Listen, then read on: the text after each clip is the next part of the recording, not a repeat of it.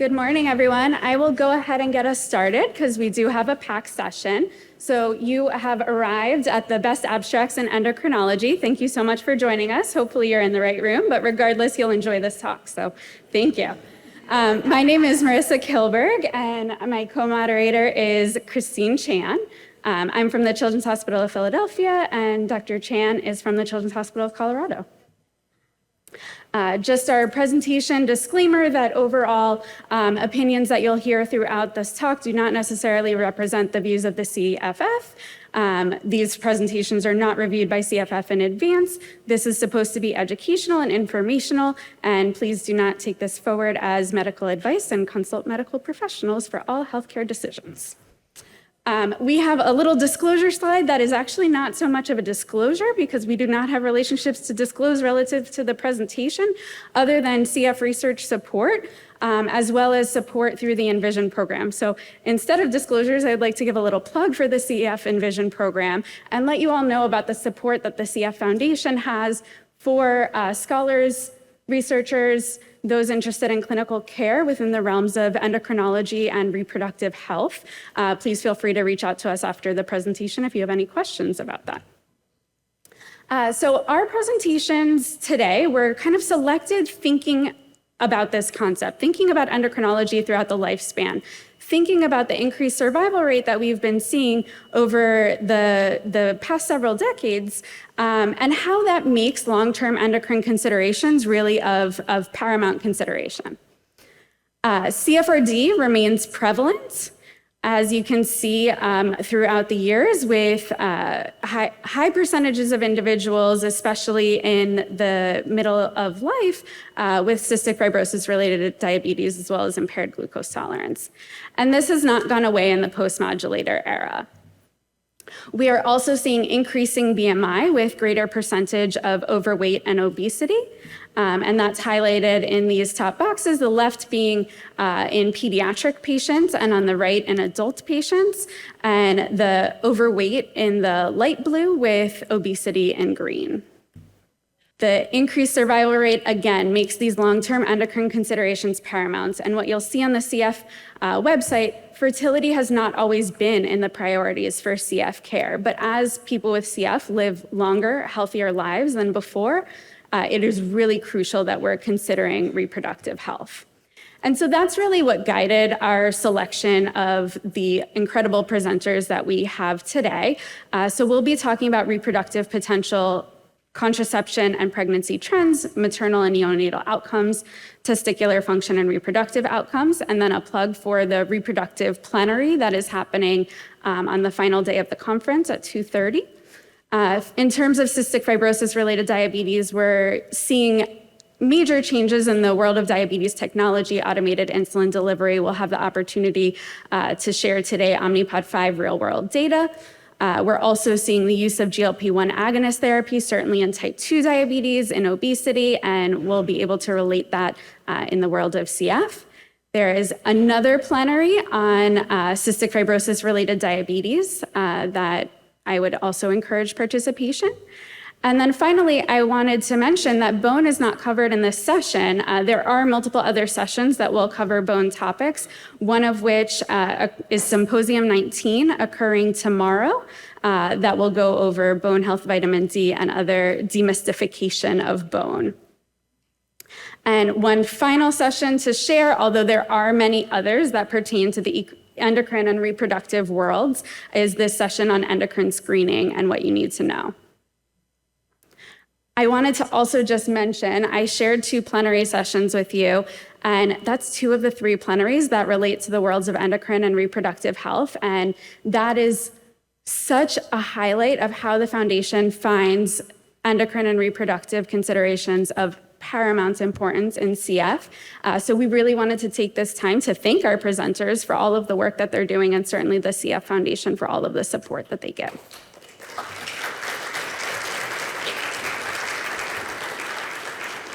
I will turn it over to Dr. Christine Chan to introduce our speakers.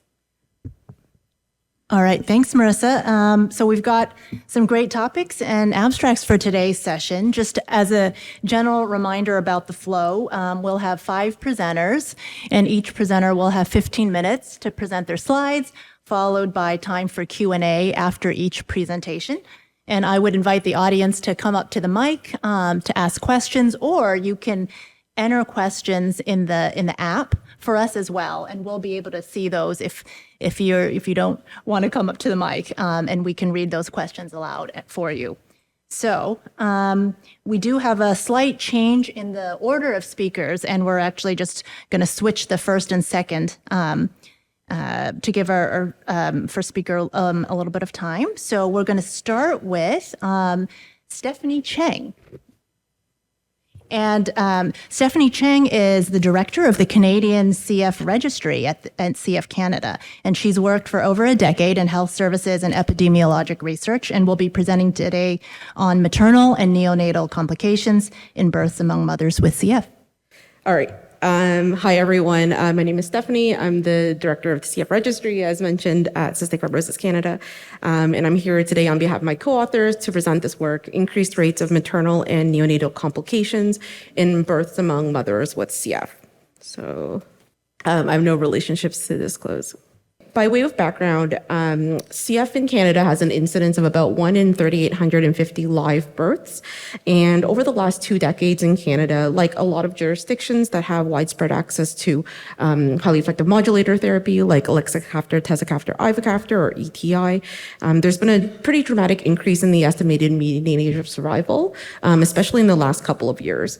In 2022, using data from the Canadian CF Registry, we hit a milestone age of 60 years old in terms of the estimated median age of survival. And with this improvement in health and survival comes the new realities of living and also aging with CF. As everyone here in this room knows, one of the extrapulmonary complications of CF is subfertility in women. And a recent survey conducted in the US did find that nearly 80% of women, young women with CF wanted to have children in the future. So before the widespread availability of ETI, pregnancy in women with CF was relatively low, but people are now reconsidering their reproductive options. This is an excerpt from a newspaper article in Canada, and this particular excerpt I thought was quite interesting, and I'll read this quote aloud. Am I going to bring a child into this world that I'm not going to be able to take care of in the long term? That was always a big thing for me.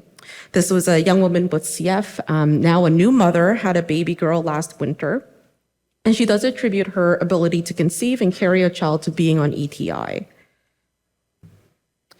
Pregnancies in the CF population are increasing, and you can see this in the data. This is data from the 2022 CFF Patient Registry data report looking at pregnancies in women of childbearing age with CF between 2012 and 2022. You can see in 2020, around the time of widespread access to ETI in the US, the number of pregnancies doubled. So in the CF research world, we're incredibly lucky to have many well-established, long-standing nationwide registries that we can do research on. But these registries typically focus on the person that's pregnant, so the person with CF that's pregnant, maybe the pregnancy, but lacks data on the actual newborn or the perinatal period and any related complications. There are several studies that have been published on these outcomes, largely single-center studies, and some health administrative data-based studies, but none in Canada. So for our work, we wanted to describe the characteristics, the clinical outcomes, and the healthcare utilization for mothers with CF and their newborns, and also the general Canadian maternal population and their newborns. The main data source that we used was called the Discharge Abstract Database, the DAD. This is an administrative health claims data set held at the Canadian Institute for Health Information, or CIHI. It includes all inpatient care settings in Canada, so every hospitalization in Canada, and contains information on the hospital record that includes demographics, diagnostic codes, and intervention codes. We also use the Canadian Vital Statistics Death Dataset from Statistics Canada. We use this to capture maternal mortality up to 1 year post-delivery. Cohort definitions are described in the table above. Just a little bit of a note, the data in the DAT is collected on a fiscal year basis, so from April 1st of one year to March 31st of the next year. So there's a little bit of an interesting notation there that you might see. But in any case, mothers with CF, we included 15 years of data from fiscal year 2006 to fiscal year 2020. And we included all hospital records with a live birth and a diagnosis of CF, ICD-10-CA code E84, and we excluded any hospitalization that resulted in no live births. For the general Canadian maternal population, we included a single year of data just as a comparison, fiscal year 2019. Again, hospital records with a live birth and excluding any hospitalizations with no live births. The mother record and the baby record were linked or matched using the chart number, and outcomes were identified in either the mother or newborn hospital record as appropriate and using diagnostic or intervention codes as appropriate. The results that I'll be presenting were summarized descriptively, and we didn't produce or do any comparative statistical analyses. And the results. Just to lay the groundwork a little bit, in the next couple of slides, I'll be showing some results. Mothers with CF, they will be presented on the left when that, it looks orange to me, but that orange color. And the general Canadian maternal population, their results will be presented on the right in green. So over the 15-year period, there were 146 deliveries among mothers with CF of 154 babies. So you can see obviously some multiples in there. And then in the single year in the Canadian population, just under 282,000 babies were delivered. This graph looks at the neighborhood income quintile, which is a measure of socioeconomic status, where Q1 is least affluent and Q5 is most affluent. You can see here mothers with CF skewed a little bit towards more affluent, and the general population skewed a little bit to less affluent. The median age at time of delivery was 28 years old among mothers with CF, a little bit younger than the general population at 31. Moving on to comorbidities. Comorbidities were identified by looking at the diagnostic codes that were coded in the same hospital record as the delivery. And so 13.7% of mothers with CF had pre-existing diabetes, and that could include CFRD, compared to about 1% of the general population. There was pretty low rates of pre-existing hypertension in both groups. And mothers with CF traveled for their care. About 65% traveled over 20 kilometers, that's 12.4 miles to deliver. And the vast majority, 84%, actually delivered in a hospital with a CF clinic. And that's compared to less than 30% of the general population. So presumably these are women maybe traveling to their CF clinic or the hospital where their CF clinic is located to deliver, as opposed to delivering in a community hospital closer to home. Looking at delivery outcomes, among mothers with CF, 6.8% of women were admitted to the intensive care unit or ICU during their delivery, compared to 0.3% of the general population. I will put all these results out here, but I'll talk about them one by one from top to bottom. The use of assisted reproductive technology, ART, was quite high in the mothers with CF, 16%, compared to 4% in the general population. I think this was expected given, as I mentioned, the subfertility in women with CF. Gestational diabetes, the prevalence was quite high, 30%. Again, not super surprising given the general risk of diabetes in this cohort. About 50% of women had induced labor, 68% had an epidural for vaginal deliveries. All four of these were lower sort of proportions in the general population. The one thing that maybe surprised us a little bit with the rate of C-sections, 25% of mothers with CF had a C-section, compared to 31% of the general population. There has been previous literature that said there was, not much difference in terms of C-section rates, but I'll touch upon this a little bit later as well. Looking at follow-up, This is data on hospital readmissions or kind of re-hospitalizations after the delivery or after being discharged from the delivery.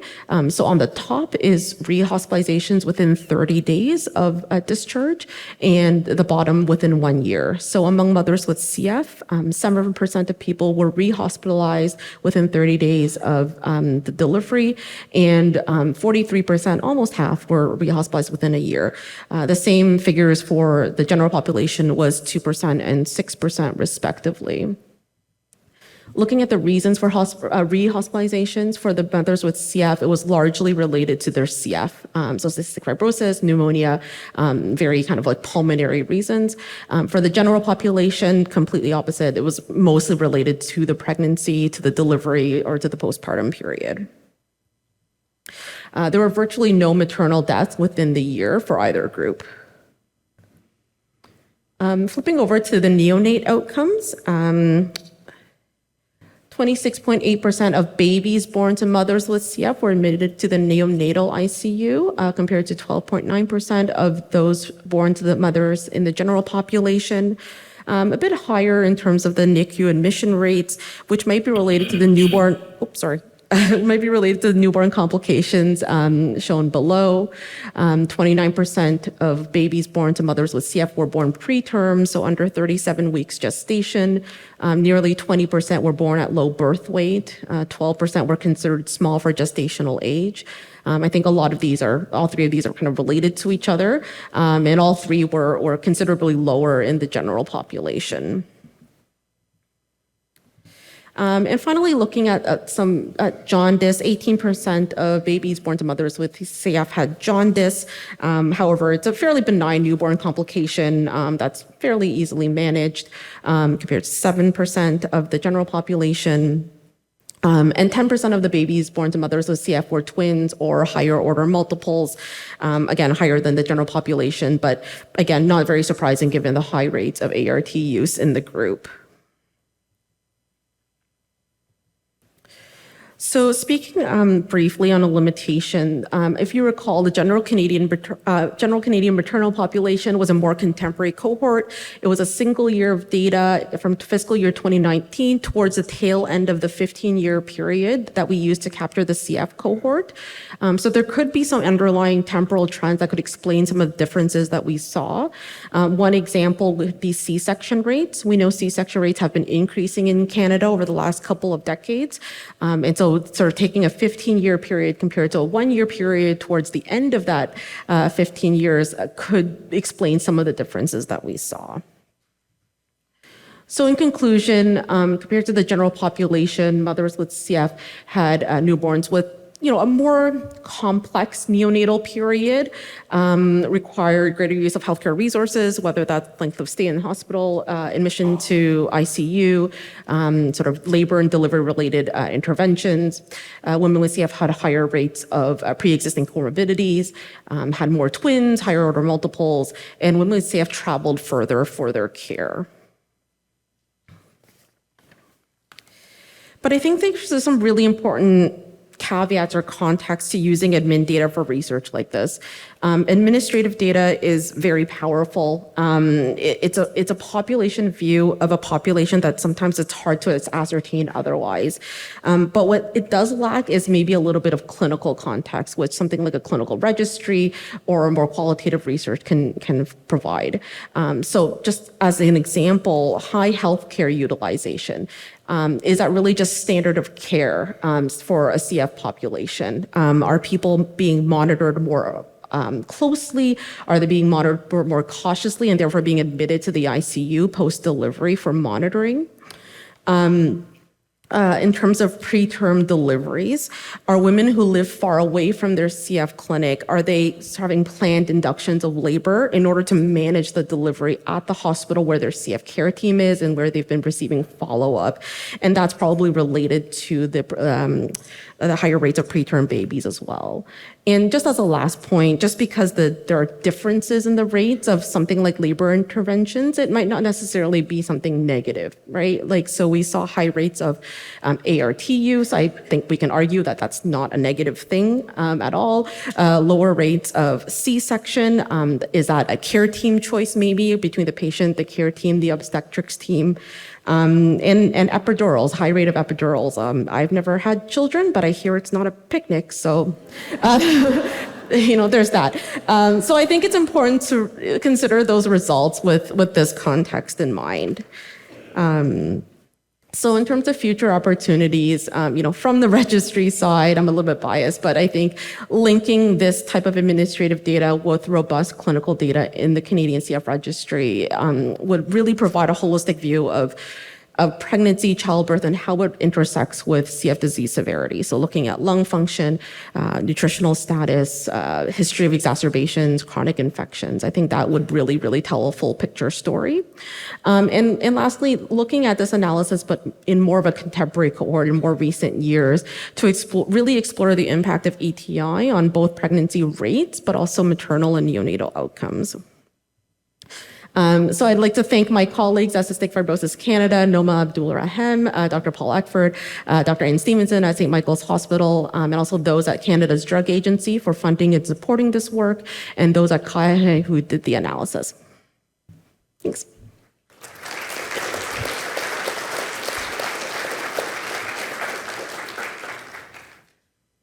Hey, awesome talk. I'm Marissa Weiss, a reproductive endocrinologist at Penn. I was just wondering how the ART variable is captured in terms of, and if there's any granularity in terms of distinguishing between people who got pregnant via insemination versus IVF. My understanding, so it was captured as either an intervention or a diagnostic code within the hospital record, whether that was assisted reproductive technologies was used.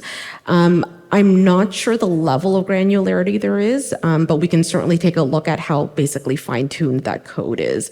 But there might be some more granularity beyond just ART. Yeah, it'd be interesting. I mean, obviously the numbers will get smaller, but for some of the outcomes, especially we see higher rates of gestational diabetes, gestational hypertension, higher rates of C-section, higher rates of preterm birth with IVF, and we don't see that with IUIs. And a lot of the literature, particularly with females with CF, since among the many proposed etiologies of the subfertility is cervical mucus, and there's some data to suggest that pregnancy rates after IUI approach that of the general population, and IVF might not be necessary. It'd be interesting to see if these patients are getting pregnant with IUI and we're still seeing these outcomes versus if these are patients who are getting pregnant with IVF and, some of this is the unfortunate downside of the IVF process. Yeah, we can certainly look to see what those codes offer, essentially. Yeah, our codes don't offer that, so it'd be great if yours do. Okay, thanks. Rebecca Holmagley from the University of Alberta. Great talk, Stephanie. You mentioned this on your last slide, but I'm really curious to know if you've been able to look at the data over time, especially for rehospitalizations. Do you think that the reason for the higher rehospitalization in the CF population might be driven by women that had babies before ETI? And that since you've looked at such a long time frame, and is that do you have any sense of that yet? Yeah, so this cohort was really all before. So I should have put that context out there in terms of ETI availability in Canada. So even for the CF cohort, it all predated ETI. Got it. Yep. So yeah, that's definitely one thing if we wanted to really tease things out. And if we're able to do this analysis kind of like a pre-post kind of in terms of even a time frame, I think we will see. I'm assuming we'll see some differences, but yeah, everything here was predating ETI. Great. Yeah. Thank you. A couple of questions in the chat that I can go ahead and go for. So first, were the data presented descriptive or adjusted at all in modeling? No, they were not adjusted. They were just descriptive proportions within each group. Great, thank you. Can interaction between gestational diabetes and neonatal complications be performed? Theoretically, yes. We have if we were able to, redo the analysis and get access to the data, just for the scope of this project. I think I'm good. Okay. I think the volume went down. I think for the scope of this project, it was descriptive, but we do have the data to sort of further that analysis if we wanted to take the next steps. Yeah, even CFRD so you have. I think it was about 14% with CFRD, about 30% with gestational diabetes, even comparing within those groups. Within those groups. Yeah. Thank you for the great talk. Nellie Haney from Michigan. Do you know how many of the babies had CF? No, we don't know how many of the babies had CF because on their birth record, the record we had access to was for their birth record. And so I'm not sure, even with newborn screening, I'm not sure if CF would have been coded in their birth record unless maybe they were prenatal diagnoses of CF. But we can certainly, because now we in a future study, we could link to that baby and see if we can find them later on in their healthcare sort of encounters to see if they do get CF coded in their records at some point. That would be interesting because it would impact their neonatal outcomes as well. Yeah, for sure. Thank you.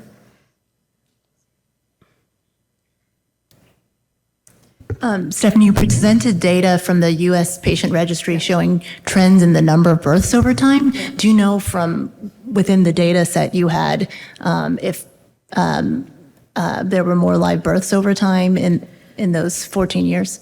In the CF population? If that changed from 2006 to 2020 I don't, off the top of my head, remember kind of like a year-by-year count, but we have a much smaller population of CF people in Canada, so I think it was like 140 deliveries over a 15-year period. I think even if we did see some movement, it would have very wide confidence intervals.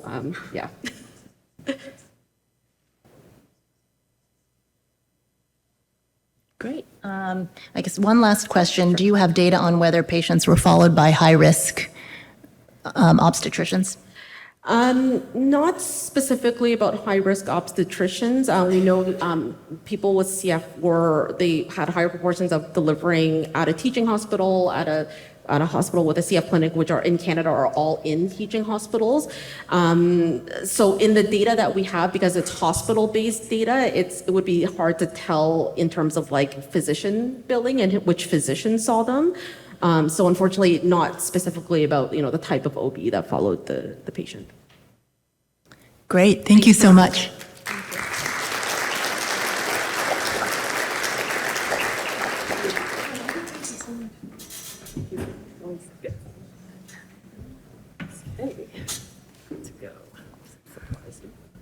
All right, great. So our next speaker is Dr. Patricia Walker. Dr. Walker is director of the CF Center at Lenox Hill Hospital, Northwell Health. She's been a co-director and adult CF program director since 1997, so with over 25 years of experience caring for people with CF and their families. And she has a particular interest in improving research and clinical care surrounding reproductive health and wellness for women with CF. And we'll be speaking today on contraception and pregnancy trends in the CFTR modulator era. Thanks. Good morning, everyone. That was a fantastic talk to follow. I should have probably went first because then that was an amazing amount of data, and ours as well has a lot of data and a lot of food for thought. So we're hoping you will assist and comment on a lot of what we present. So good morning, everyone, and thank you for joining this session today. And on behalf of my co-authors, I'd like to thank the Abstract Review Committee and our session chairs for their dedicated work on this session, and especially for selecting this work to highlight a reproductive topic that we feel is critical for people with CF and their clinicians. It is invaluable to have this opportunity to share this opportunity and information with you and our CF community today. I have no disclosures and no relationships to disclose. This project was funded by the Cystic Fibrosis Foundation. The project was awarded to Dr. Emily Godfrey and our esteemed colleague Moira Aiken, and they both served as co-PIs, both at the University of Washington. Today's abstract is on contraceptive use and pregnancy trends in the era of CFTR modulator therapy, findings from the Case for CF. Put up this slide as a reminder that Case for CF stands for the main overriding study that was funded and was designed to check the assessment of contraceptive safety and effectiveness for people living with cystic fibrosis. A wealth of data truly has been generated by that study, and several sub-analyses are planned and already underway. I'll mention a few later, and there are some posters being presented on that work as well. And also, just of note, I'm presenting today on behalf of Dr. Godfrey, who is away on sabbatical and unfortunately could not attend today. As a pulmonologist, I am unable to fill her shoes, especially on this topic today. She's a professor at the University of Washington, as I mentioned, in the Department of Family Medicine and OBGYN. Many of you, I hope, know her and her work and know her as a driving force behind patient-engaged research, especially in women's reproductive health. As you see here, the other co-authors also quite well known and continue to make incredible contributions regarding reproductive life issues for those with CF, so don't miss their work at this meeting either. This is a list of the participating care centers in this large study. There were 10 I'll mention later. I'm, as they mentioned, at Lenox Hill Hospital, Northwell Health now, but at the time of this study, myself and our entire team was at the Mount Sinai Beth Israel. We're all now at Lenox Hill and Northwell Health. But these are fantastic university hospitals with, as many of you know, wonderful CF teams. They represent the nation quite well. So just some background that stimulated actually the design of the study for Case for CF, and I think it was mentioned in the talk before me. We know that sexual activity among women with CF is equivalent to women without CF. So it's an important topic and definitely needs to be explored and has been previously published by my co-authors. And women with CF, interestingly, use contraception or report using contraception at half the rate of women in the general population. This is an interesting finding and, obviously could be related to the thought of infertility or, access issues. So we can talk more about that later. I think everybody's going to talk about or has not stopped talking about what happened in 2020 after the release of the highly effective modulator and the marked increase in pregnancies, which impacts most studies that are being done now in this field. Dr. Godfrey presented this work on a small scale. It was at one single center talking about cystic fibrosis and its association, which we've all known. As you mentioned, I've been in the field a long time. I'm a veteran, and I just want to give a shout out to the patients with CF who wanted to have families and wanted to be parents and took incredible risk. I mean, going back 25 years, we knew cystic fibrosis would impact pregnancies, and depending on the health of the mom. I was so fortunate to have a team of people that were able to help patients be in their best health. We feared pregnancies basically because we were afraid they would, obviously have deterioration in lung function, and also what drugs would we use to treat them when they were pregnant if they had exacerbations, which they're known to have at an increased rate. So I think it still sits on the list of conditions that are known to have increased risk for adverse events. And so having an unplanned pregnancy is now quite unacceptable in the sense that I think the clinicians, we need to start listening to all the researchers that have given us this information and to start acting on it in terms of better family planning in our centers. So the objective of the study was to explore past contraceptive use and pregnancy history among women with CF and to better understand recent trends that we saw in the first presentation as well. And understanding these trends is what I said is essential to meeting the family planning needs of the CF population. So it was a piloted self-administered online survey. Women aged with CF, aged 18 to 45 years, were recruited from the 10 participating centers I listed from January 2021 through April 2022. IRB approval was obtained. The consenting participants self-administered an online questionnaire about pregnancy, birth control history, and CFTR modulator use. These questions were then captured actually starting since MENARC and then linked to registry data going back to 2008 to see clinical events that might be coincident with the report in the questionnaire. Show cards were given to the patient since this was a retrospective recall study, and these were used for memory prompts to show the patients pictures of the different types of birth control. And a subset of patients were interviewed for quality control on this self-administered survey. Eligibility included identification as female, diagnosed with CF, between the ages of 18 and 45 at the time of consent, and had to be enrolled as participants in the CF patient registry. Exclusions were people who were unable to read or understand English, didn't have a working email address for the survey, or had a history of lung transplantation. It's a picture of just the types of birth control that the patients were shown. In the pilot, the patients actually preferred to take the survey independently, but it was shown that the responses were actually more complete when they were administered by a coordinator.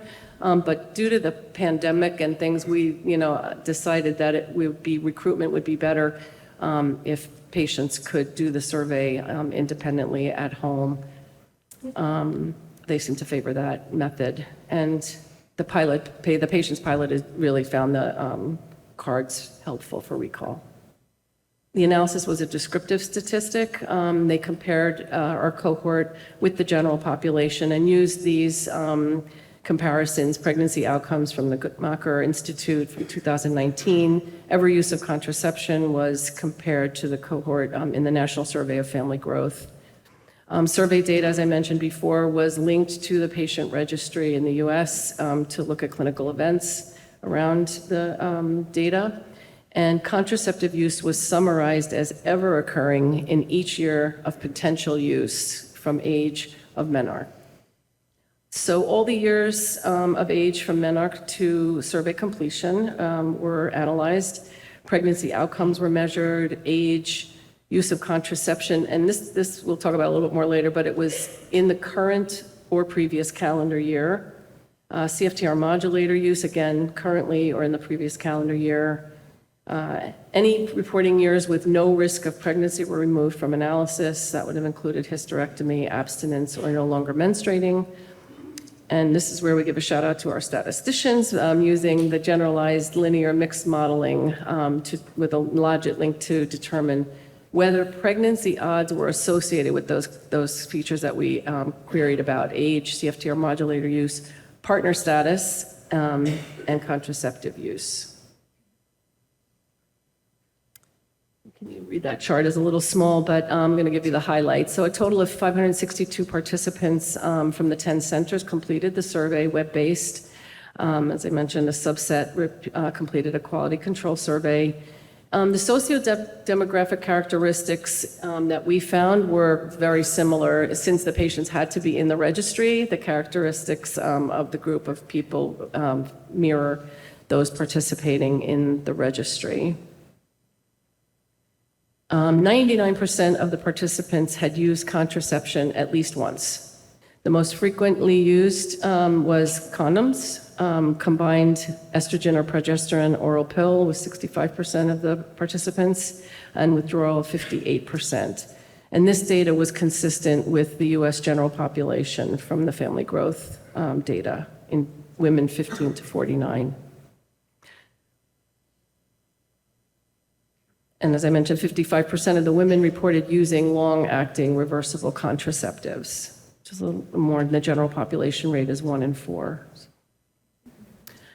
This next statistic, 38% of the participants reported using emergency contraception at least once, which struck us as, a significant amount, and also that over the general population reported rate, which is around 23.5%. So of the participants, 190 had at least one pregnancy in their lifetime. A total of 319 pregnancies were reported. 302 of them had reported outcomes, which we looked at. The remaining either chose not to respond or to report. 67.5% resulted in live births. 20% or 59 people conceived via ART. And interestingly, 151, almost 47% of the pregnancies were reported as unintended. We can talk a little bit more later about unplanned versus planned, or the use of the word unintended. That's a big topic. Dr. Godfrey presented this data in her talk earlier. This shows, again, the pregnancies that were 302, and it just actually mirrors what happened in 2020, right, with the post-Trikafta ETI release and use, that huge bump in pregnancies. So Interesting results. Married or cohabitating participants had higher adjusted odds for pregnancy. In persons with no cohabitating partner, only the non-hormonal birth control use was shown to have increased pregnancies. In persons with a cohabitating partner, CFTR modulator use was associated with pregnancy. Surprising. But neither hormonal nor non-hormonal birth control use was significantly associated with pregnancy. And in discussions with our statistician and data team, this is likely due to the inability to track the exact contraception efforts and the timing around the use of contraception when a pregnancy may have occurred. So there's more work to be done with the data there, but. So key findings, this is one of the largest comprehensive studies evaluating contraceptive use and the pregnancy trends in the CF population in the US. Nearly every participant indicated having used contraception at least once. And among women with CF cohabitating with a partner, the odds of pregnancy increased when taking modulator therapies. We can talk about that. Almost half of the reported pregnancies were reported as unintended, as I said. Lots of opportunity to intervene there for the clinical teams. And there were apparently higher rates of reported emergency contraception and long-acting reversible contraceptive use than in the general population. As I mentioned before, that was 38% using emergency contraception. And the reversible contraceptive use, 55 versus 25 in the general population. So limitations, there are significant limitations. Recall, we all know, bias. The sexual activity is not recorded other than the noting of cohabitating. The timing of contraceptive method use is also approximated to whether it had occurred in current or past year, and again, may not have been immediately proximal to the period of conception. We had the pandemic participant rate low, so that was a limitation. And the in-person recruitment and survey completion was originally planned, so that might be implemented in future studies. Less racial diversity in higher education, the socioeconomic and health status limits the applicability to all people in the US. So I think we need to take a closer look at that. But again, it was a requirement that they be in the registry. And so those features and diversity mimics the Foundation's registry. So in conclusion, unintended pregnancy, it remains a common report among women with CF. The odds of pregnancy increased when taking modulator therapies, but in our study, this finding was limited to women cohabitating with a partner. That always makes you stop, right? Because you think just the modulators will cause the pregnancies in every situation, right? If it's effectively reducing the infertility issues that have involved women with CF. But there is an ongoing need to optimize contraceptive counseling and management in this population, especially due to the high rate of reported unintended or unplanned pregnancies. So next steps, we want to look at this emergency contraceptive use. Our data supports ongoing efforts to add questions about contraceptive use and pregnancy outcomes to the registry. I think that's a call to action for sure from this work. And we should consider to examine whether birth control methods efficacy differed by whether the pregnancy was intended or not. So again, if you're planning a pregnancy, you might have different choices in contraceptive method. And analyses are in progress examining other clinical outcomes and hormonal birth control. Got to give a shout out to the research coordinators and the teams at every site that participated in this study. There was a lot of data to manage, and it was a big study. So thanks to all of them and all of you that are here in this room that help us to do our research. The registry data team from the CF Foundation, all the patients that actually participated in this study so that we could get this information. Again, couldn't do it without them. So big acknowledgement to them. And before I say thank you to all of you, I want to thank our genetic counselor, Eleanor Langfelder-Schwinn, a co-author on the paper. As my career, I've been blessed to have her in our center since I started in CF or shortly thereafter, because she's younger. But it has been an amazing opportunity to have that team member there and for so many reasons. But in this regard, to be able to have someone when the patients are interested in family planning and in what are the concerns about drugs and things in pregnancy. I could go on and on about the benefits of that. And the foundation and all of us are coming around to that as well in terms of having genetic counseling as a team member. So thank you to Eleanor and thank you.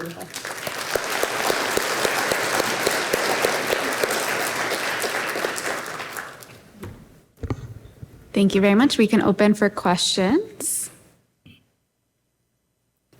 Oh, and Eleanor will answer all of them. Hi, Pat. So good to see you. I'm Sheila Modi, and I'm an OBGYN complex family planning specialist and Vision 3 mentor. I just wanted to acknowledge also that emergency contraception can include the IUDs, and so it's going to be important to tease out, was that an increased reuse of oral emergency contraception, or did it also include the copper IUD and now the marine IUD for emergency contraception? So another line. That is a good point. Yeah, we didn't get that information, but that would be very helpful, because I think one of the things we think about is are there barriers to getting contraceptive, right? Do you have to see a practitioner for that? I was looking at some of the Plan B options, and some are over the counter. So I was interested to see how the patients know about that and how they communicate with one another, maybe on social media if they need it, or if their teams give them information on that. But also that you have to be over 17 for some of them. You would know. For emergency for Plan B, there isn't an age restriction anymore. So they took that but they away. do need a prescription for Ella, which is Right. another form of emergency contraception. But yeah, another layer to look at more. Right? Thank you, Sheila. Hi, Kate Miller-Snowdy, University of Iowa. I'm an endocrinologist, so I want to know, do you know about the diabetes rates in your population? For this study, we did not. That's one of the other sub-analyses that they're planning to do. Okay, Yeah. because somebody who has diabetes is going to have more contact with their endocrinologist, and also I give my adult women lots of speeches about fertility and diabetes control and stuff, so I wonder if the presence of diabetes will modify some of your results. Yeah, I think that's a comorbidity that we have really always looked at, in terms of, I think it's endocrinologic, right? Issues in women with CF and pregnancies have been, addressed. And I think with the glucose tolerance testing, I think that's one of the earlier collaborations that I had in my career, was to have endocrinology collaboration on patients that did get pregnant. So, but it's definitely a good thing to look at in this next studies. Great. There are a few questions in the app as well. I didn't see IUD and photo reminders. Did it show on the survey? The photo cards? Yes. Great. What is the average FEV1 for those who are pregnant? Right, let me see if that's also going to be another big sub-analysis. We have that. Do you have that chart, Eleanor? Because I think one of the problems when we tried to link to the registry data, again, we didn't know at what time the pregnancy occurred in relation to the clinical data. So we were trying to, sort out when these events happened and how we could match clinical data to that. I'm a pulmonologist, right? I was so focused on the reproductive issues. Sheila, come up here and answer this question. But I can get back to you on that one. Thank you. I don't know if you found it, Eleanor. I was curious. There's the percentage of unintended pregnancy, and then that increased rate of pregnancy amongst those married and cohabiting. Was that looked at separately of unintended amongst those who are married and cohabiting? You think like I do. I think if you are having sexual activity and you have a partner, that to me seems, and you get pregnant and you're not on any birth control, that's fairly intended, but maybe not. And but the statistician that we worked with, Amalia Margaret, she, kept saying that it could be due to opportunity and frequency. So, when you're not cohabitating, you're obviously risk for an encounter where you're not on any birth control or contraceptive might occur less frequently. So, yeah, they're looking that out to flush that out. But that was interesting. We did have a patient in clinic where, Eleanor came out of the room and says, "Oh my gosh, she's young, she's got a partner, and she's on Trikafta." And it was just like a perfect storm of things that you might not think about, because you would think if you're in a committed relationship but not necessarily cohabitating, the risks would be the same. So we need to look at that a little more. Thank you very much. Thank you.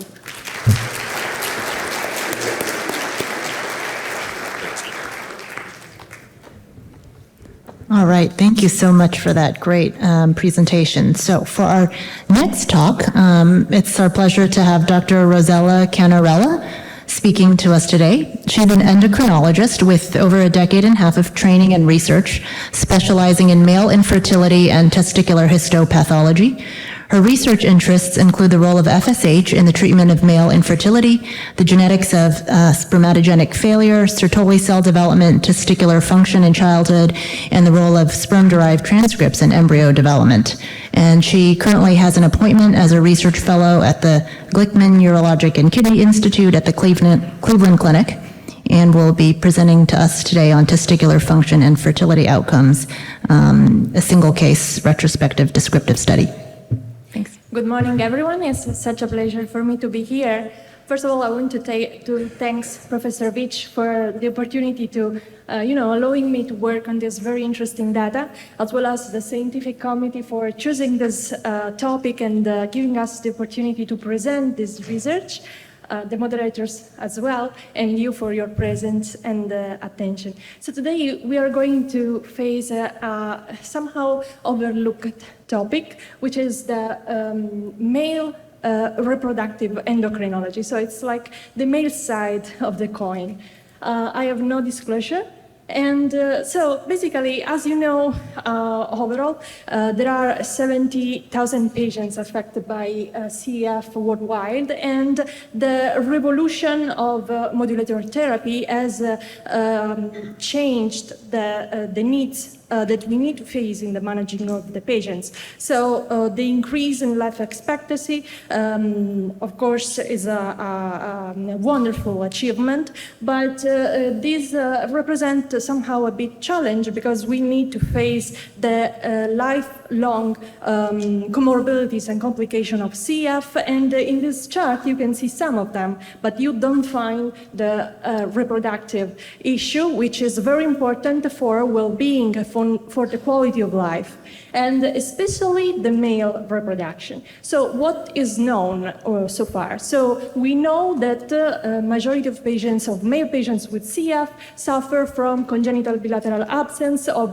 vas deferens. So you find a nice chart in the right side of the slides. So basically, CF patients have absence of the vas deferens, which are the tract, basically the ducts that allows the sperm to reach the external environment after ejaculation. So these ducts basically are absent bilaterally in patients with CF, and this may be due to an involution basically during embryo life, or to absence basically of the development during embryogenesis. So what happens is basically that these patients suffer from azoospermia. So there is no sperm in the seminal fluid, and this is because the sperm cannot reach, of course, the external environment during the seminal fluid due to an obstruction. So this is something that is somehow easily manageable, because we just retrieve the sperm in the epididymis or in the testis, and then we cancel the patients for ICSI. But recent research showed that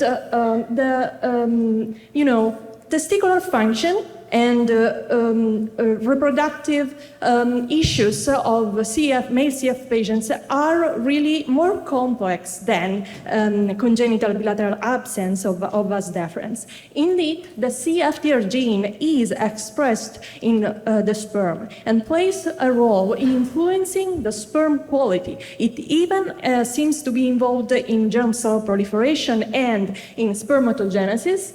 It seems to influence the Leydig cell function and may cause hypogonadism, and it has a role in embryogenesis.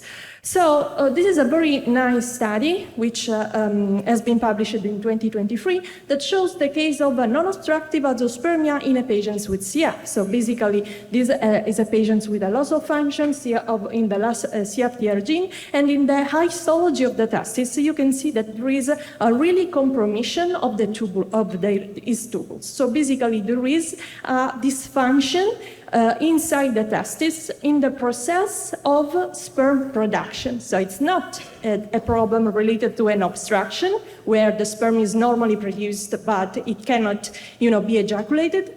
Here, the problem is that it is poorly produced. What is very interesting in this study is that a patient can suffer from non-obstructive azoospermia for a lot of reasons. But in this specific paper, the authors demonstrate proof, the next of causation, basically, between the presence of the mutation and the phenotype, because they transfect the specific mutation in mice germ cells. And they demonstrate that these mutated germ cells fail to proliferate, which is amazing because this, allow us to understand there is a lot that we still don't, recognize in the physiology, in the pathophysiology of CF. Another important finding, as I was saying before, is that the sperm is capable of express the CFTR protein, and this protein plays a role in the physiological acquisition of motility of the sperm, incapacitation, and even in fertilization. One thing interesting in the left side of the slide is that the percentage of expression in the sperm of the CFTR basically is related to the fertility of the subject. So, for example, the fertile subjects have the highest amount of expression of the protein, while the levels decrease based on the presence of some abnormality, like in the morphology, in the motility, or in the number of the sperm, which is very interesting. But another interesting point is related to the impact of the mutation in the embryo development. So far, we are seeing that the CFTR seems to be involved in the sperm production, sperm function, and we found that the sperm do express the protein. So when the sperm expresses the protein, basically it is able to inject during fertilization the mutated protein into the oocyte. This was an aspect that was completely overlooked years ago because this knowledge was absent. And what is known is that the CFTR protein is not just an ion channel. It acts like promoting the protein-to-protein interaction. And during the really early embryo phase of embryo development, it allows is involved in the differentiation of mesoderm into the endoderm. So if a sperm, for example, carries a mutated protein, we cannot exclude that this mutated protein is, the gene inherited, is expressed, and maybe it is, having some consequences on the embryo. So this represents the rationale to think that maybe in those patients with male CF that we cancel for IVF, this represents the rationale to think that the CF in the male may have some consequences on the ICSI outcome. And for this, this guided basically these authors to investigate the outcomes of ICSI in patients with proven CFTR mutation compared to patients without CFTR mutation. And you find no impact, no difference, for example, on the good embryos rate, fertilization, implantation, but there is a significantly higher rate of miscarriage and stillbirth in patients versus control, confirming the hypothesis previously mentioned. So with this amazing background that developed only in the last years, we aimed to, review the testicular function, the ICSI outcome in our caseload. These are patients counseled at the Cleveland Clinic from January 2010 to December 23, counseled for surgical sperm retrieval. And the endpoint that we specifically extracted from the patient charts were the reproductive hormones, testicular histology, the sperm retrieval rate, success rate, in the ICSI outcomes. So, a total of only 6 CF patients attended to the clinic in the study time range. All of them, completely with the already known evidence, had congenital bilateral absence of vas deferens. And here you find the hormone values, the levels of the gonadotropins, which were available only in 4 out of 6 patients. But what is interesting is that the patient 6 suffer from a higher level of LH. So I could not show, for time reason, the evidence linking CF with hypogonadism, but there is something on this. And so these patients does not have hypogonadism right now, because all the patients have total testosterone within the normal range, but it should be followed up for the risk of developing overt hypogonadism later on. The FSH was higher in 2. Really high in 2 patients, and this highlight, dysfunctional spermatogenesis in the tubules. Particularly, patient number 6 suffered from an atrophy, and it was the patients with both LH and FSH increase. So he suffered from atrophy of the seminal tubulus bilaterally, basically. 5 patients underwent to surgical sperm retrieval, and motile sperm was found in all of these 5. Regarding the ICSI outcomes, 4 patients underwent ICSI with a live birth, reassuringly, in 3 out of 4. In the last case, we just lost him to follow up, so we don't know actually what happened. So, to conclude, in line with the previous literature, we find that all patients have bilateral absence of vas deferens, but they, at least a percentage of these patients, suffer for a primary dysfunction of the testicular function. The Leydigian function seems to be compromised at least in one case, while the tubular function is compromised in 2 patients, which is very interesting. Some reassuring data regards the sperm retrieval outcomes and the ICSI, success of ICSI. Of course, this case series is just descriptive, and the sample size is low. But it allows us to, give hints regarding the findings of our court and how they overlaps with the really, important findings, recent findings. Something that I would like to mention is that so far we have to learn more about the pathophysiology of CF in male patients. But this new therapy, needs to be studied. We don't know, actually, the impact of the modulators on, for example, the expression of the protein in the sperm, its consequences in the embryo, or the possibility of revert and non-obstructive azoospermia, for example, which is very, very interesting. So thank you so much for your attention. Thank you to the Federation for, bringing out and giving us voice and allowing us to present this very overlooked aspect. Thanks.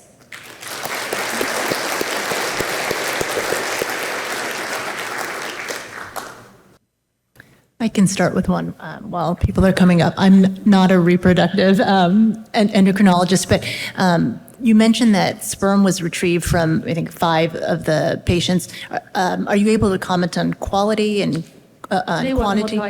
So the outcome of the technique can be considered good, since the sperm was motile in all cases, which is good. It's a good finding. Great. Hello. So I am not in medical world. I'm a mother of CF boy, and he's teenagers. He doesn't want to talk about reproductive health yet, but he will thank me later, yes? So anyhow, my question, I'm thinking practical, yes? Because I am here to make sure that he can have the best life he can, obviously, and I'm thinking, what about creating some policies protocol? Because now he's at the age where maybe we can check his testosterone level and see how it's progressing, because then we can go back and see, maybe we can do some hormonal therapy in case it's too low, yes? And the other part of, so my question is like, when should we as parents start thinking, okay, I'm pressing for testosterone levels test, and then should we think about actually getting the sperm earlier than later and freeze it for later? I don't know. So I'm just like, lots of questions are happening in my head, because I actually spoke with some grown-up adult male who have CF, and they only, if I wish I knew back in then to check certain things, then I would have been better prepared. So that's how I'm thinking. Would you have any advice on like, okay, I have a teenager, what are my next steps? Yeah, so amazingly, this is not something that, regards only CF patients, because all boys have fear of discuss this, and their parents, as I said, this is an overlooked aspect, like how the testis grows during and develops during childhood, puberty, adulthood. Many of them are considered only when they are infertile. They discover to be infertile. But, while the females undergo to gynecologist counseling, this does not usually happen for the boys. So, especially in case of CF, but in general, I think it would be a good practice to, first of all, see how the testis is growing, like the volume, if there is a progression of the volume. And regarding the hormones, like starting from, teens, they can get, a dosage of the gonadotropins, of total testosterone, and see how the levels are. And after he starts masturbating, this could be a right time to ask for a semen analysis. Okay, wonderful. Thank you so much. Sure. I just want to make a comment. I'm Sarah Vidge. I'm Dr. Cannarella's co-author on this, and I'm a reproductive urologist at the Cleveland Clinic. So to the mom who just asked that question, this is exactly why we want to look at this. So until we have enough data to be able to say, we know that there's testicular dysfunction, we should be checking testosterone, FSH, and LH, we can't make any real guideline recommendations, right? So I'm part of the Envision 3 program, and I have other reproductive colleagues with me, and this is exactly why we're looking at this. So truthfully, I think checking a T, an FSH, and an LH when boys become sort of in that post-pubertal adolescent age is very reasonable. We just don't have guidelines and data to really make that a formal recommendation. Most patients are going to have CBAVD, but somebody should be checking. It's pretty easy to feel a VAS if someone just sort of shows you. And then if they don't have the VAS, then it's just a conversation about what a sperm retrieval looks like, and having a conversation about the fact that they're probably not the same as, say, a guy who's had a vasectomy, who has obstruction to sperm flow. We're doing a sperm retrieval. This is a different patient population. And I think what we need to find out, and we obviously don't have a big enough N here, is did the CFTR modulators, have they changed what the reproductive outcomes are going to look like for these guys, because they're just not as sick. And so obviously this is a small series, but Dr. Canarella gave a great summary, and the goal is to do a much bigger series and be able to really give definitive answers to questions like that and help patients and their families. Sperm now versus sperm later. So I think we don't have enough data on that yet.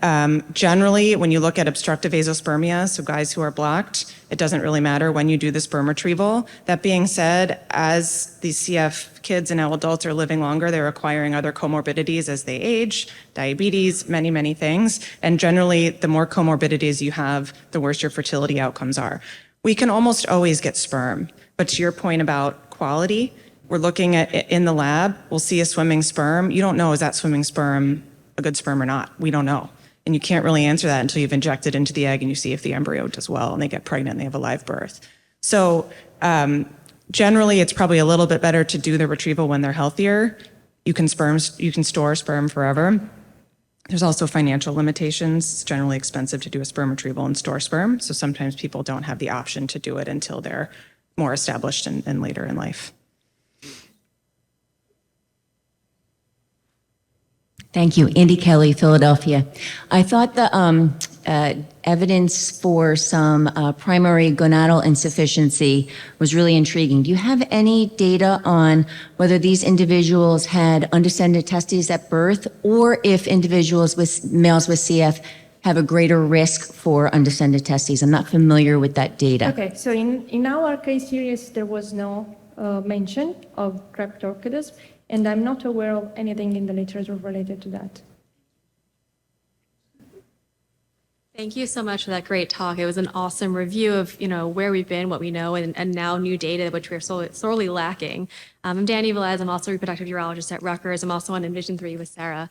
And I just want to point out that, in terms of timing, I get a lot of parents who are concerned and like, take the sperm out of my kid now. And I'm like, look, just like Dr. Vidge said, I don't think it makes a difference whether we do it when they're 18 or whether we do it when they're 32 and about ready to become a parent. But what I do think is that if you have a patient who has low testosterone and is going to need a sperm extraction, better to get that process rolling with normalization of their hormones, with different, selective estrogen receptor modulator therapies, and that can take 3 to 4 months to really see that impact on the testicle. So it's heartbreaking to have couples come in and say, hey, we're ready for an egg retrieval tomorrow. And it's like, well, we can probably get sperm if I check right now, but why not optimize you and only do this to you once? Right? Because we know that the reproductive outcomes might be worse. So instead of doing multiple extractions, give us like a good 6-month time window, get the labs, see if we need medication, and then plan for the retrieval and try to make this like a one-time only cut.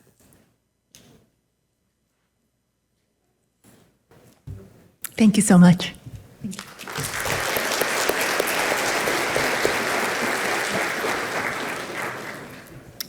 All right, next, so we'll be switching gears for our last 2 talks to CF diabetes and treatments. And for our next speaker, we have Dr. Bryn Marks. She's an assistant professor of pediatrics, feels like an associate, and the director of technology at the Diabetes Center at Children's Hospital of Philadelphia. Dr. Marks is a leader in the field of diabetes technologies, and her research and clinical program is dedicated to improving glycemic control and quality of life among individuals living with CF-related diabetes and type 1 diabetes. And she'll be presenting data on the OP5 hybrid closed loop system in youth and adults with CFRD. Thank you so much for the introduction, Christine. I really appreciate the organizers giving me the chance to be here this morning, and also just a shout out to the Envision program, which has facilitated some of these collaborations that make this work possible. So I have the pleasure of presenting on behalf of my co-authors, Kevin Scully, Melissa Putman, Michelle Reed, and Julia Duvas. These are my disclosures. I will highlight for you, Insulet is the maker of the Omnipod 5 system that I'm going to talk about, but I think when I start talking, you won't be too worried.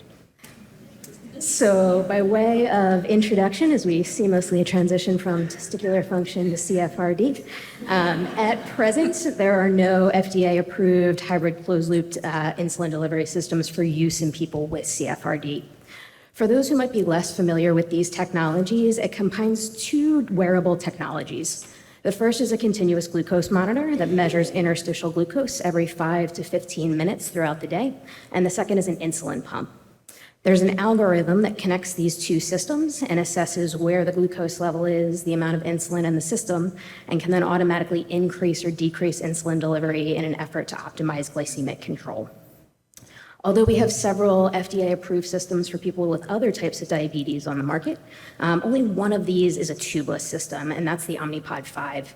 I think that form factor is a really important thing for people using these devices, and you can get a sense of what it looks like in that figure on the right. So the gray figure in the lower right is a continuous glucose monitor, roughly the size of a quarter. On the left is the insulin pump system. We call those pods. And in thinking a little bit more about this, there are no published data on the use of these systems specifically in people with CFRD. So we conducted a multi-center retrospective cohort study really seeking to understand the impact of this technology on glycemic control in adolescents and young adults with CF and CFRD. So we compared baseline glycemic control from the CGM, days -14 to day -1 before starting the system. The day of start was day 0, so data there is not included.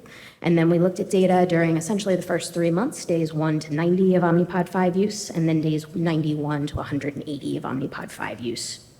Our primary outcome is change in the CGM time in range, and that's the percentage of glucose values between 70 and 180 milligrams per deciliter. Given our small sample size, we did use a multivariable linear mixed effects model, controlling specifically for pediatric versus adult care centers. Typically, I would include several other covariates in these models, most notably baseline time in range, the amount of time in auto mode where the system is able to automatically increase or decrease delivery, baseline insulin regimen, and the total daily dose. We attempted to add these to the models, but they actually weren't significant predictors, which is an interesting finding in and of itself. So here's our consort diagram. In about a 2-year span between July 2022 and May 2024, we identified 35 individuals across 3 centers who were using these systems. Because of our primary outcome, we needed sufficient CGM data at baseline to be able to include individuals, and we consider that to be at least 70% time of the CGM active in the 14-day period before start. So unfortunately, we did lose 5 individuals who just didn't have that data available. We had 2 siblings who started the Omnipod 5 system. Unfortunately, they were both on very low total daily insulin doses and discontinued the system shortly after use, really because of frequent hypoglycemia that we just could not address using the system. There was a 3rd patient who started the system but just wasn't using it regularly, and so we don't have sufficient data to report on outcomes there. But worth noting, 3 people only made it a few weeks. So after about 3 months of use, we had 27 individuals who we included. In going from that 3-month period to the 6-month period, there's 1 individual who is still using the system but actually stopped sharing their data, so we can't include them in the 6-month analysis, so they are in the 3-month analysis. And I will highlight for you, there was a 1 hypoglycemic seizure. This was in an adult. What happened with that particular individual, they announced a meal late. So when you announce the meal late, the system is increasing the insulin delivery. You then bolus for additional insulin, and it really leads to stacking. Despite that event, this individual did opt to continue using the system. So among the 27 individuals included, about half of these came from Boston Children's Hospital, 25% from CHOP, and another 30% from MGH. We had 7 pediatric subjects and 20 adult subjects. Median age for the pediatric population was about 13, and they had had CFRD for about 6 years on average. And the adults, average age of about 30, and they had nearly a 12-year duration of CFRD. In keeping with the female predominance of CFRD, we did see an overrepresentation of females in our sample, 63%. Also overrepresentation of a non-Hispanic white population, around 90%. Many individuals were homozygous for delta F508, but nearly half did not have that specific mutation. And we saw high rates of highly effective modulator therapy use, the majority of whom were using ETI. Interestingly, there were several solid organ transplant recipients, including lung, liver, and kidney, nearly a quarter of the sample. And it's worth highlighting that, just recognizing the impact of the immunomodulator therapy that we use for transplant, including steroids, including tacrolimus, which can lead to variable insulin needs throughout the day when these medications are most active. I'll also highlight for you that several individuals were receiving tube feeds, and we'll talk a little bit more about how this algorithm works and why we need to be mindful of that.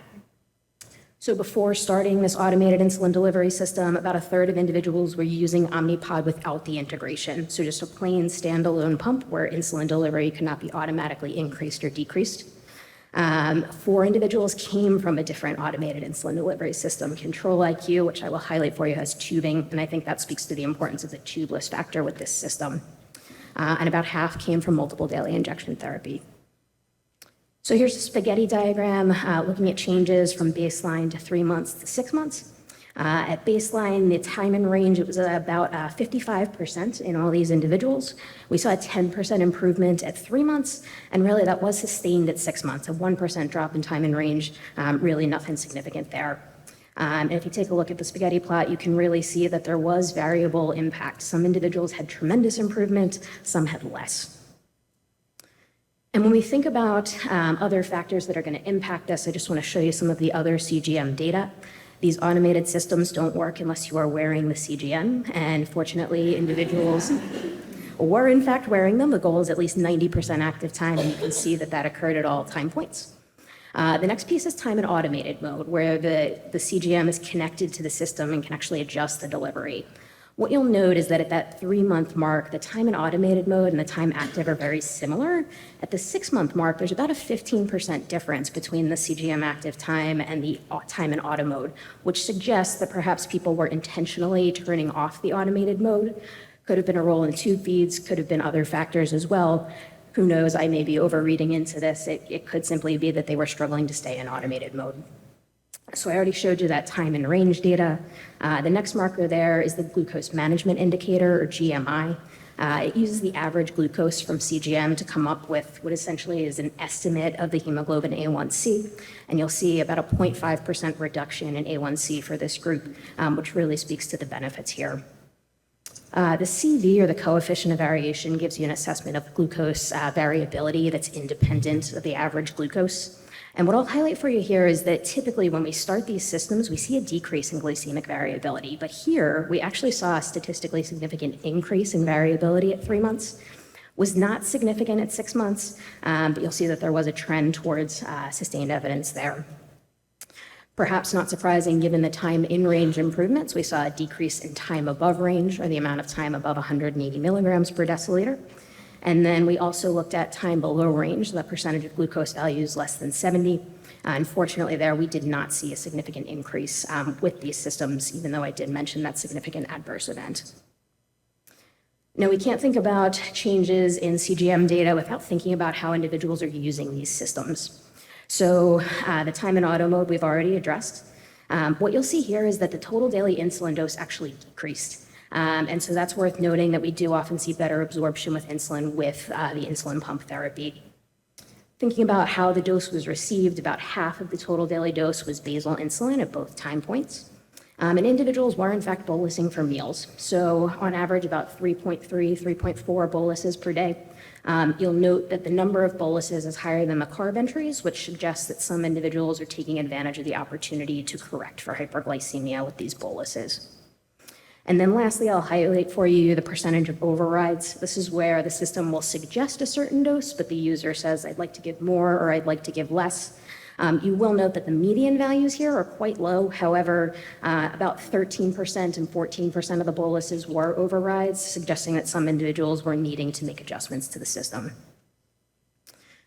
So in terms of putting this data in context, I want to show you some data previously published by my colleagues Kevin Scully and Melissa Putman, looking at the tandem Control-IQ system. A smaller study with 13 adolescents and adults treated with this system. And here we actually saw a 30 milligram per deciliter decrease in average glucose, similar to what we identified in our group. And we saw here a 15% improvement in time in range. And if you recall, our baseline time in range in our study was about 55%, which is quite similar here. Now, I know this is a busy slide and I'm going to apologize in advance, but the point that I want to make is that with the 3 widely used systems in the US, they all function very, very differently. So with the Omnipod 5, when we were talking about tube feeds, when we were talking about other medications, the way this system works is that it determines that half of your total daily insulin dose should be administered as basal insulin. So for example, if you're receiving 48 units of insulin a day, you'll get 24 as basal, and that's divided evenly over 24 hours. You can certainly see that someone on a tube feed or someone taking steroids might require higher doses at certain times of day. And whereas we can't adjust that with the Omnipod 5 system, the Control-IQ system actually relies on user-programmed background insulin delivery. And that could explain some of the differences that we saw in improvements in time and range with that system. For mealtime insulin delivery, both of these systems really work quite similarly. There is a programmed carbohydrate ratio. You enter the number of carbohydrates you're eating. The system does the math and gives you a dose. With Omnipod 5, the individual can give a bolus to correct for hyperglycemia, but with Control-IQ, it also does that in an automated fashion. So once an hour, if an individual's glucose is above range, it will deliver a bolus without the user doing anything. The other system I want to highlight for you, and that I know you will hear more about in tomorrow afternoon's plenary session, is the Beta Bionics iLet system, which is really designed to minimize the burden of CFRD and diabetes in general. So with this system, the only thing that's entered is an individual's weight. And from there, it learns you and your insulin needs. The only thing that you announce is the relative meal size. So I'm eating a usual amount of carbohydrates for me, more carbohydrates for me, fewer carbohydrates for me. And we are eager to see more data on that, but we don't have any real-world data to share just yet. So in conclusion, although there are no FDA-approved hybrid closed-loop systems for use in people with CF, you can see that these are in wide use clinically. We found a 10% improvement in time in range at 3 months and a 9% improvement in time in range at 6 months. However, this is not without challenges. So we saw attrition in 3 individuals, which really speaks to the importance of carefully considering candidates before recommending one of these systems.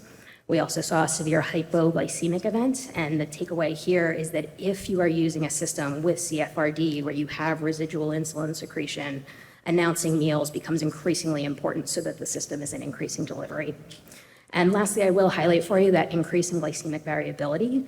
The reason I bring this up, we have emerging evidence in other types of diabetes that higher glycemic variability is tied to higher rates of long-term complications. So certainly something to be aware of here as people with CF and CFRD are living longer.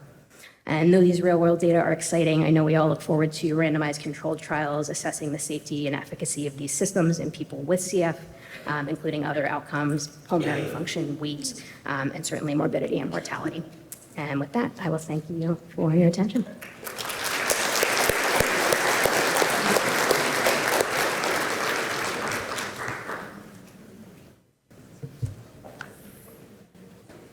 Thanks, Bryn. That was wonderful.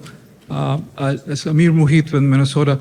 So do you have A1C on these subjects from baseline at? Thanks for that question, Amir. We have looked at it. We wanted to include it, but unfortunately, because the time that the routine clinic A1Cs were obtained, they just didn't align well with the start. So there's some limited data, but I didn't include it because there's just not enough. And how about if you just look at the subgroup with MDI, did you see a more time and range increase as compared to people? Thank you for that. We are still doing some ongoing analyses, and we'll certainly look at it, though I suspect we'll run into some challenges with sample size. Thank you for the great talk. It's such an interesting topic. Do you have any commentary on other pump systems, the iLet or the Tandem, and rates of hypoglycemia? So in this, particularly in the CFRD population? Yes. There is that limited study from the Control IQ system that was published by Dr. Scully and Putman. Similarly, we did not see increases in time below range in that study. But certainly, I suspect that it's really dependent on how the user is interacting with the system. If they're not announcing meals, I do really worry about that when the system's increasing delivery, when there's also increasing endogenous insulin production. So small samples, and it's so hard because to really see significant differences in time below range, you typically need a huge population. So I don't know that we'll get you that answer, but I do suspect there's a good bit of variability. And do you have any insight on the other pump systems and the variability as well, the glycemic variability? I might have to circle back with you on that one. I don't know off the top of my head, but happy to discuss. All right, thank you. Hi, Ryan Thomas. I'm a pediatric pulmonologist, so I'm a little out of my element here, but given the differences in insulin secretion abnormality from like a type 1 diabetic to a CF-related diabetic, do these devices need to use different algorithms in order to calculate some of these doses? Would that work better just because it's not, the same process? It's a great question, one that I don't have an official answer for, but what I'll tell you, even in type 1 diabetes, which we typically consider a complete insulin deficiency, shortly after diagnosis, those individuals still have residual insulin secretion, and we do use these systems in individuals with early stage type 1. So though there is variability, certainly none of the systems have adjusted the algorithms. In fact, the study that Melissa Putman will talk about tomorrow with the iLet, it's the same exact algorithm. I don't necessarily know that it's necessary. Holly Cooper, Stanford Children's Endocrine. You said a couple of the patients were on tube feeds. Do you know what kind of tube feeds or the duration? Because I've been having a lot of issues with pumps and overnight tube feeds and trying to find the right system. Because even Control IQ, which has extended bolus, is only 2 hours. Yeah, thank you for that question. And Michelle, if you won't be too angry with me, I'm going to direct that question to Michelle Reed, who is our diabetes educator at CHOP, who specifically was really working with these families and will be able to answer that question better than I can. Yeah, so thank you so much for asking that question. So our patients who are on tube feeds were doing overnight tube feeds. And what we had to do with Omnipod 5 with those patients is we had to turn them off of automated mode. So something to highlight in the data that we collected is that typically when you're thinking about type 1 diabetes, optimizing a hybrid closed loop system is optimizing your time in automated mode because that's how you get the most out of a hybrid closed loop system. That's different in cystic fibrosis when you have to augment the system for exactly what the previous individual was stating, is that this is not type 1 diabetes, this is CF. So we were purposefully turning off automated mode in the Omnipod 5 system so we could ramp up the basal rate to use that as carb coverage throughout the evening. You then lose the benefit of the system ramping down insulin or pausing insulin if they were to have a hypoglycemic event overnight, like if the tube feeding system were to get dislodged. So you're kind of doing a cost benefit of we need to properly give them the insulin they need to cover those carbs, but we are going to lose out from a safety standpoint. The difference in the tandem system is that it is all driven by the programmed basal rate as your start point, and then it manipulates the insulin delivery from there. So you can ramp up the basal rate in your programmed settings and have the system continue to make adjustments based off of that. So the Omnipod 5 system, you have to kind of play with how you use it in order to cover those overnight tube feeds.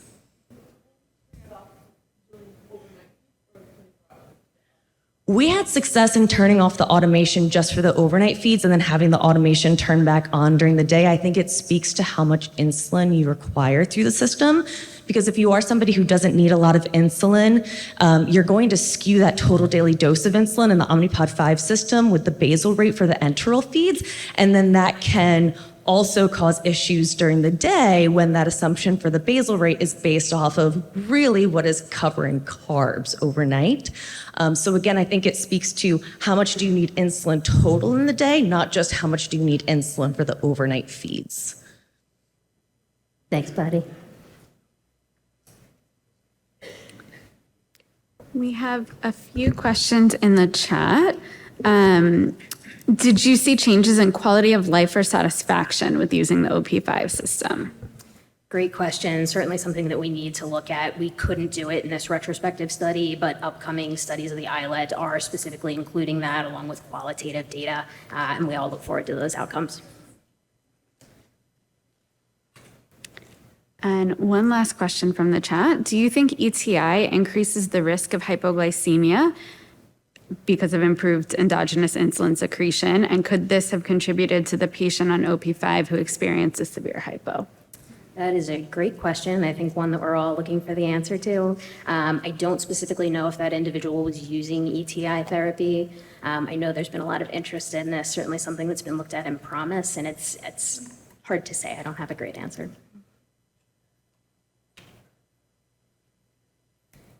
Thank you, Bryn. Thanks for all the great questions, everyone.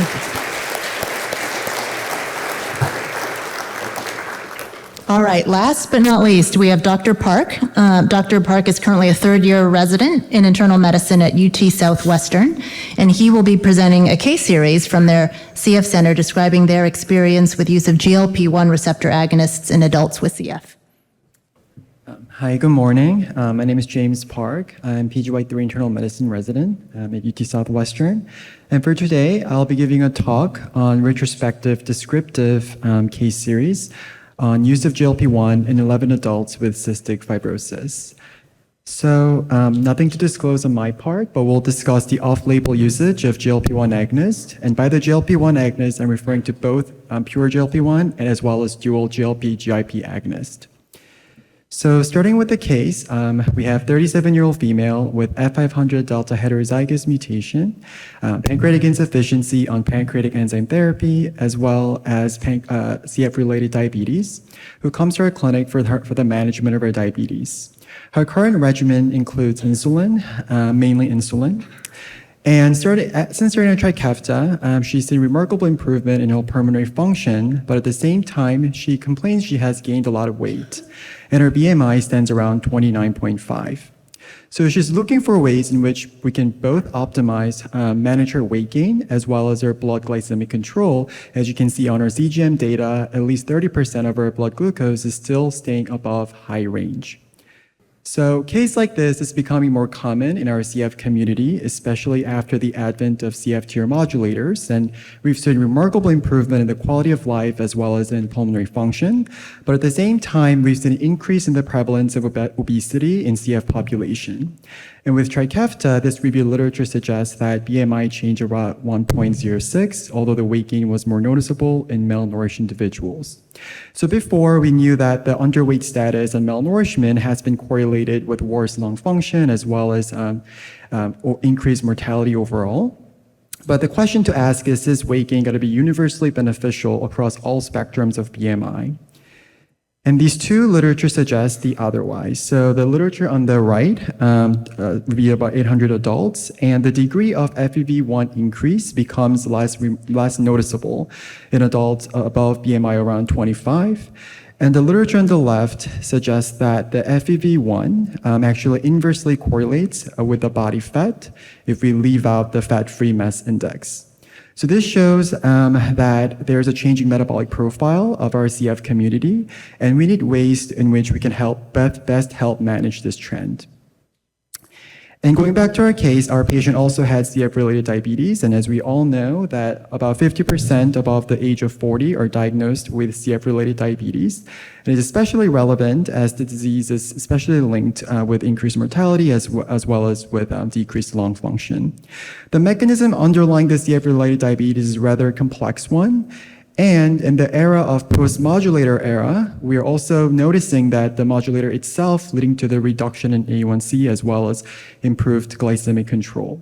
So our idea of managing this changing metabolic profile of CF community as well as CF-related diabetes also needs to continue to evolve. But the current guideline involves insulin based on this ADA guideline, and it's based on several studies looking at comparing insulin to the oral hypoglycemic agents and found insulin to be superior in terms of reduction in A1C as well as improvement in nutritional status.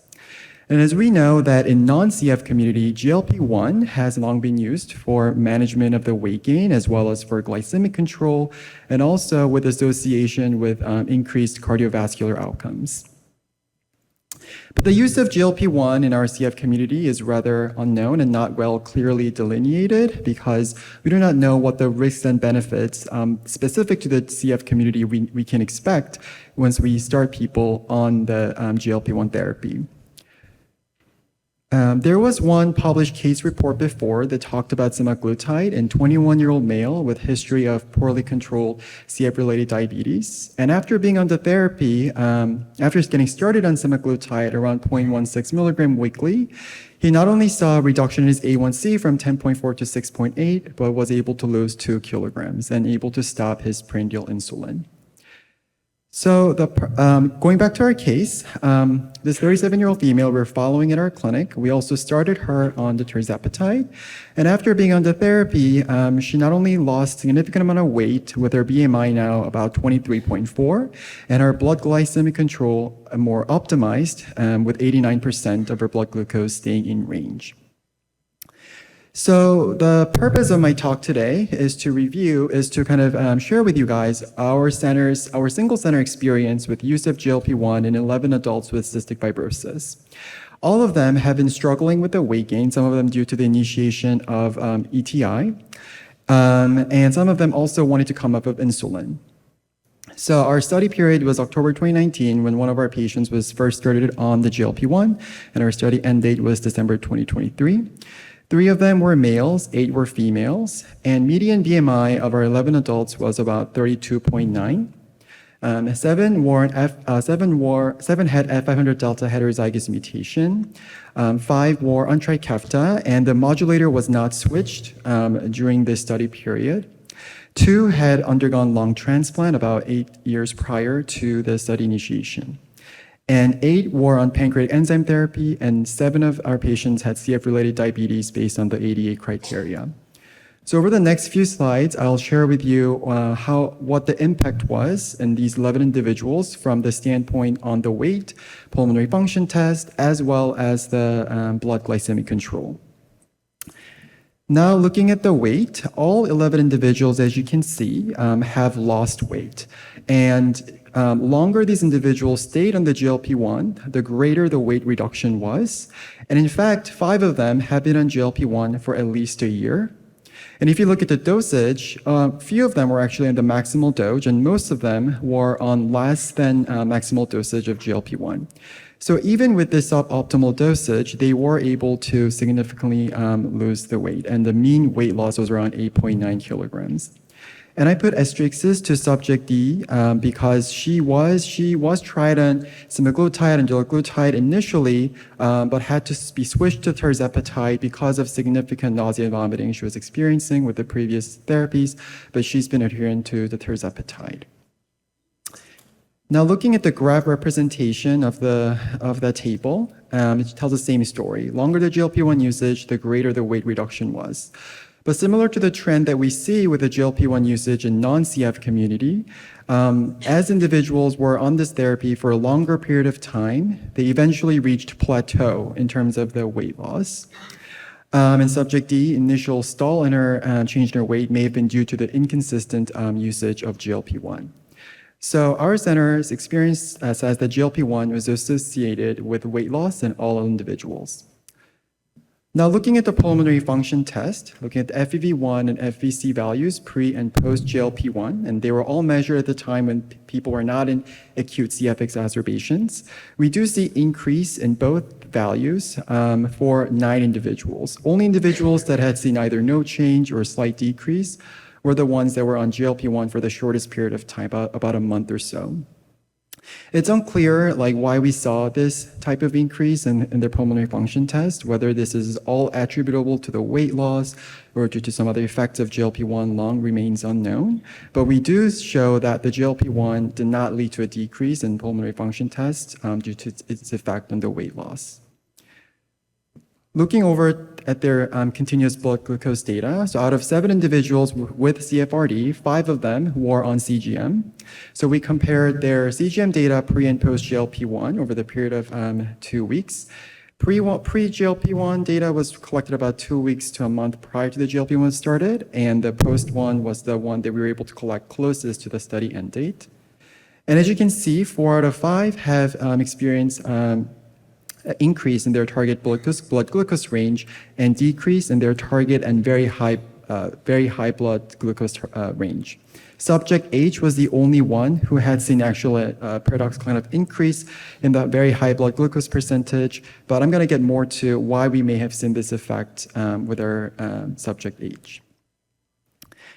Looking at their insulin dosage pre and post GLP-1, except the subject, so subject B was not on insulin to start with, but all these people with CF are now on less amount of insulin, and the subjects A, I, and K were on automated insulin delivery system like Omnipod 5, and the greater insulin reduction was seen with the postprandial insulin dosage than with the basal, which makes sense in the context that GLP-1 is especially useful for control of the postprandial hyperglycemia. The impact on the A1C was rather more equivocal compared to the CGM data. So subjects H through K saw decrease in their A1C, whereas subjects A, B, and D seen an increase.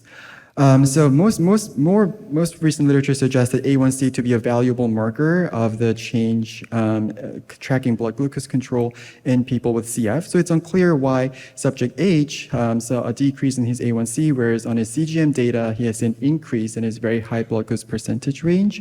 It might be because the subject H was getting the supraphysiologic dose of prednisone filled from the outside hospital quite regularly. So the CGM was more reflecting more day-to-day variability, whereas A1C was a more longitudinal change. But it's unclear why subject H on her CGM data saw a clear increase in her target blood glucose range, but whereas in A1C, the impact was more equivocal. The subjects A and D had undergone lung transplant, and they've been on prednisone for a prolonged period of time. So it's unclear if prednisone could have played a role in this kind of a contradictory effects that we saw. So the GLP-1 was associated with improved glycemic control overall. But was GLP-1 agonist tolerable in this individual? So out of these 11 people, 7 are still on the therapy. 2 had to quit due to nausea and vomiting, and 2 others due to non-GI related side effects. Out of 7 who are still on the therapy, 2 of them actually experienced pretty significant nausea and vomiting, and subject A actually was hospitalized for the severity of the symptoms. But we were able to mitigate these adverse events by either reducing the dose of GLP-1 or changing the type of GLP-1 agonist. So we showed that GLP-1 was tolerable in most people with CF. But ours just is a case series, so there still remains a lot of unknowns. The first 2 that I briefly touched on during the beginning of the talk, and also interesting question would be, how does GLP agonist compare to the dual GLP-GIP agonist, like tirzepatide versus semaglutide, and how should GLP-1 related side effects be differentially managed in CF population compared to the non-CF population? But I think big main takeaway from my talk is that the patient selection is important. So we started GLP-1 exclusively in either overweight or obese individuals with or without CF-related diabetes. So we don't know if GLP-1 would be preferred over insulin in normal weight individuals, and certainly in underweight individuals, insulin would still be the recommended therapy. And I think another important point would be to assess these individuals' background, kind of a gastrointestinal symptoms. If they had a history of recurrent pancreatitis, or if their DOS was not really properly, was not controlled, then I think the GLP-1 theoretically could increase the risk of exacerbating these 2 gastrointestinal symptoms. And also, before starting patients on GLP-1, I think it's important to reduce their possibly postprandial insulin dosing preemptively to reduce the risk of hypoglycemic episodes.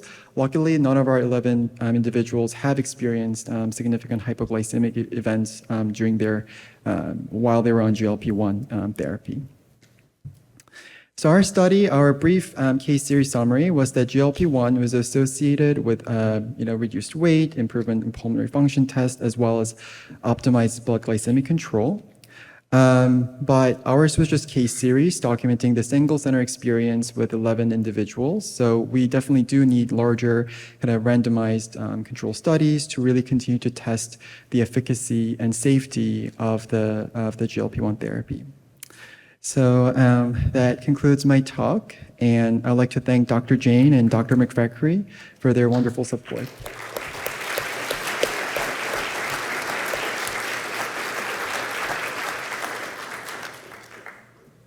Oh, this is a great case series. Thank you for doing this work. I had a question. I noticed that 2 patients were on GLP for, if I looked at it correctly, correct me if I'm wrong, were just on it for 1 month, 2 of them. And both had quite significant weight loss. One almost had 4 kg weight loss over 1 month on 0.25 semaglutide. So that's kind of unusual. We wouldn't expect that kind of weight loss in 1 month on such a low dose. So you have any comment on these, anything particular about these patients in the significant change in appetite, or what? This is unusual. So it was also surprising because that patient was also not on any other weight loss medications, but I know was trying to use conservative therapies with the weight loss. So I'm not exactly sure why we saw that significant weight loss without the use of other non-GLP-1 weight loss medications. Hi, I'm Abby. I'm a dietitian from Duke. Did any of these patients speak with dietitians or make dietary changes when they were put on the GLP-1, or was it just strictly looking at GLP-1 without dietary changes for weight loss? So all of these individuals were following with dietitian, with the endocrine clinic and also the pulmonary clinic. And we, carefully, before they started on GLP-1, we kind of talked about more modest conservative therapies like changes in diet. And I think dietitian, I cannot speak to what exact conversation dietitian had, but once they were started on GLP-1, I think dietitian continued to follow with them to modify any diets that are needed. Okay, because I know a lot of times with these patients, they just stop eating, and we've seen that like sarcopenia because of they're not eating enough protein. So I was just wondering if they had spoke with any dietitians about that. I'm guessing even when they did speak with the dietitians, it wasn't like a standard speech that they probably gave to everyone. I'm sure it was more tailored, but interesting study. All right, thank you. Thanks.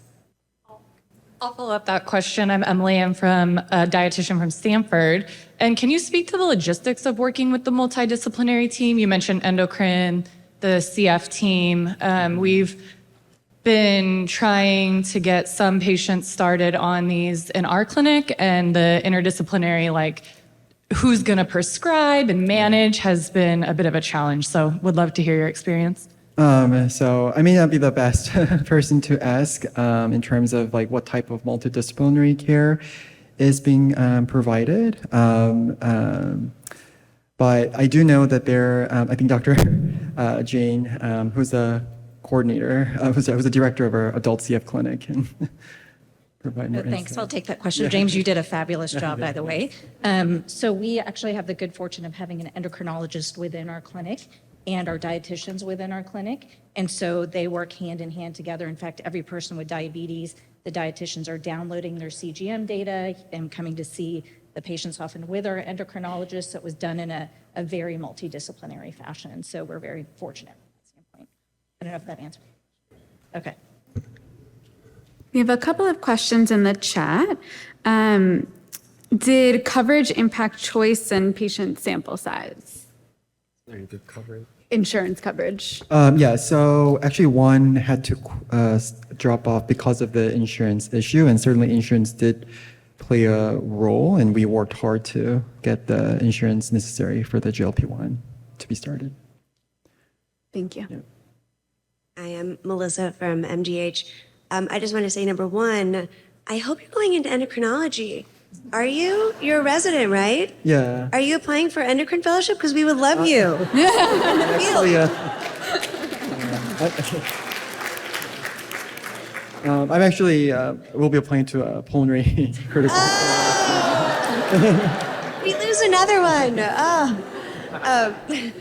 But I also just wanted to say that I think it's really helpful. I was really struck by the GI symptom side effects, the people stopping it, even with what seems like lower doses than what we're using in the non-CF population. So I would love to bring, because I think there's other people who are starting to collect data on this. Mm-hmm. We should pool our data together and really come up with a really big sample size where we can look into this in more detail. So Awesome. thank you. Thank you.